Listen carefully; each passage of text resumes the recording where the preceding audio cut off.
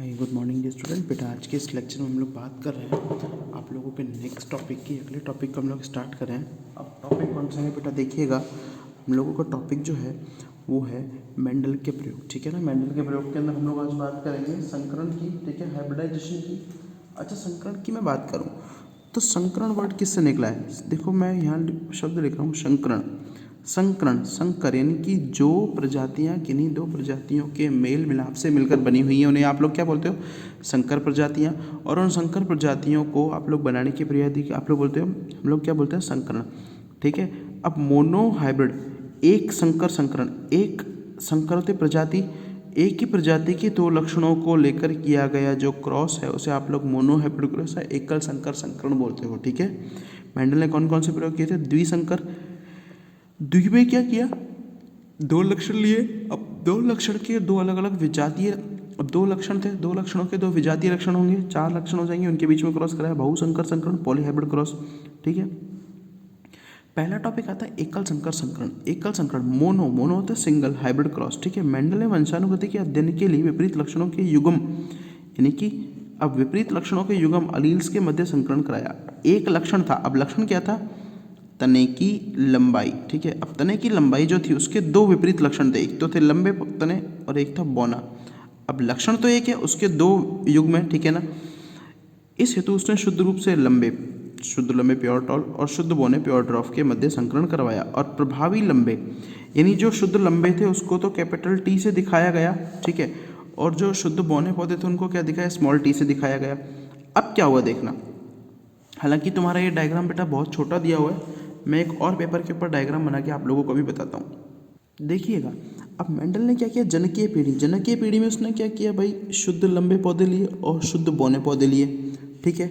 हमें पता है जब युग्मक बनते हैं तो अर्धसूत्री विभाजन होता है भाई, अलग अलग हो गए। यहाँ से नियम निकला भाई स्वतंत्र, यहाँ से आप लोगों का नियम निकला पृथक्करण का नियम। ठीक है ना।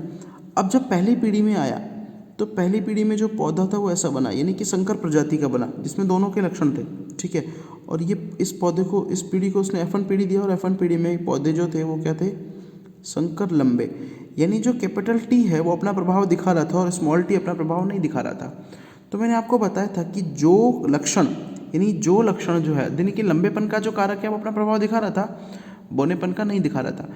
तो जो लक्षण पहली पीढ़ी में अपना प्रभाव दिखाता है, ठीक है, कैपिटल टी दिखा रहा है, स्मॉल टी नहीं दिखा रहा है, तो वो क्या कहलाता है? प्रभावी लक्षण कहलाता है। तो यहाँ कैपिटल टी को क्या नाम दिया गया? प्रभावी लक्षण। और स्मॉल टी को क्या नाम दिया? अप्रभावी लक्षण। ठीक है, क्लियर है। अब यहीं से मेंडल का पहला नियम निकला, प्रभाविता का नियम। वो क्या कह रहा है कि जो लक्षण, जो कारक प्रभावी होते हैं वो पहली पीढ़ी में अपना प्रभाव दिखाते हैं और जो कारक प्रभावी नहीं होते वो अपना प्रभाव नहीं दिखाते हैं। ठीक है, क्लियर है। अब क्या किया मेंडल ने? पहली पीढ़ी का जो प्लांट थे उन दोनों प्लांट को लेकर क्रॉस कराया इस तरीके से। ठीक है। गैमेट्स बनेंगे, युग्मक बनेंगे, अलग अलग हो गए। ठीक है। अच्छा, मेंडल के प्रयोगों का गणितीय विश्लेषण किया आरसी पनेट ने। उन्होंने क्या किया भाई? ये दोनों गैमेट है, इधर रख दिया इस तरीके से और इनको भी इधर रख दिया। अब टी को टी से गुणा करोगे, टी टी बड़े वाले आ जाएंगे। ठीक है। इस टी को इससे करोगे तो छोटा वाला टी, एक बड़ा टी एक छोटा टी, एक बड़ा टी एक छोटा टी। तो यहाँ अब यहाँ प्रजातियाँ कैसी बनी? तीन लंबे, तीन लंबों में बेटा एक तो शुद्ध का था भाई, एक में तो ऐसे आए, एक ये रहा। ठीक है। दो संकर थे, दो ये रहे भाई जिसमें कैपिटल टी स्मॉल टी वाले थे। ठीक है। और एक बोना था। तो जो लक्षण प्रारूप आया, अब यहाँ एक लक्षण प्रारूप, लक्षण मतलब बाहर से दिखाई देने वाले, और प्रारूप का मतलब होता है अनुपात, यानी कि बाहर से दिखाई देने वाले लक्षणों का अनुपात क्या था? 3:1, यानी कि 3 पौधे लंबे थे और एक पौधा बौना था। लेकिन जो जीन प्रारूप आया, जीन मतलब अब भाई यहाँ तक तो वैज्ञानिक नहीं पनपे थे, तो मेंडल ने बोला कि हम लोग जीन प्रारूप निकालते। तो जीन प्रारूप आया तो उसने क्या देखा कि भाई एक पौधा है जिसमें तो दोनों कैपिटल टी हैं। ठीक है। दो पौधे हैं उनमें कैपिटल टी स्मॉल टी है, ये रहे। ठीक है। और एक पौधा जो है उसमें स्मॉल टी है। तो लक्षण जीन प्रारूप क्या है? 1:2:1। ठीक है। तो इस संकरण से प्राप्त बीजों को उगाने के, हाँ, यहाँ से जो उगाने से प्राप्त F1 पीढ़ी में सभी पौधे लंबे प्राप्त हुए, पता है। इस संकरण में मेंडल ने देखा कि F1 पीढ़ी में सभी पौधे लंबे यानी कि लंबे जनक के समान थे, इसमें कोई पौधा बौना नहीं है। इसी प्रकार परिणाम अन्य विपर्यासी लक्षणों के मध्य संकरण करवाने से प्राप्त हुए। ठीक है। इन प्रयोगों से निष्कर्ष निकाला कि F1 पीढ़ी में दोनों विपरीत लक्षणों में से केवल एक ही लक्षण प्रकट होता है, दूसरा नहीं हो पाता। तो अब उन्होंने जो प्रकट हो पाता है उसे उन्होंने क्या बोला, प्रभावी लक्षण का। इसके बाद F1 पीढ़ी में पौधों में स्वनिषेचन कराकर बीज प्राप्त किए गए, जिसे उसने F2 पीढ़ी कहा। ठीक है, F2 पीढ़ी में लंबे बौने दोनों प्रकार के पौधे 3:1 में प्राप्त हुए। ठीक है, इसे एकल संकरण लक्षणिक प्रारूप मोनोहाइब्रिड फिनोटाइपिक रेशियो बोला गया।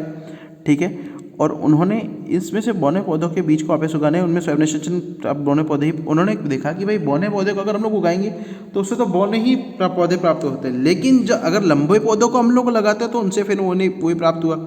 तो इस तरह जीन प्रारूप और जीन अनुपात 1:2:1 देखा गया। ठीक है, और इसमें संयुग्मकी मतलब जिसमें एक प्रकार के जीन हो। ठीक है, और विषम युग्मज जिनमें अलग अलग हो। ठीक है, और सभी प्रकार के लक्षण प्रारूप ये होता है। मेंडल, अब इसमें पता है क्या है, इसमें यह है कि भाई जो देखो मटर के पौधों की लंबाई का लक्षण एक जोड़ी कारकों लंबे पौधे युग्मकल्प के द्वारा नियंत्रित होता है। ठीक है, और इन कारकों को वर्तमान में जीन, तो हमने पढ़ लिया भाई, पहले मेंडल ने कारक नाम दिया और इनको अभी क्या बोला जाता है, जीन बोला जाता है। इस युग्म का कारक पिता से, दूसरा कारक माता से आता है। ठीक है, और जो निषेचन के बाद एक साथ आ जाते हैं। अच्छा, जो संतान में, अब देखो F1 संतान में जो मैं भी बता रहा था ना, जो पहली पीढ़ी में अपना प्रभाव शो करेगा वो क्या होगा, प्रभावी कारक, डोमिनेंट फैक्टर कहेगा। और वो कारक जो गुण प्रकट नहीं करता उसे आप लोग अप्रभावी कारक या रिसेसिव कैरेक्टर बोलते हो। ठीक है, तो इस तरीके से ये पहला प्रयोग हुआ पूरा। अगला आता है द्विसंकर संकरण।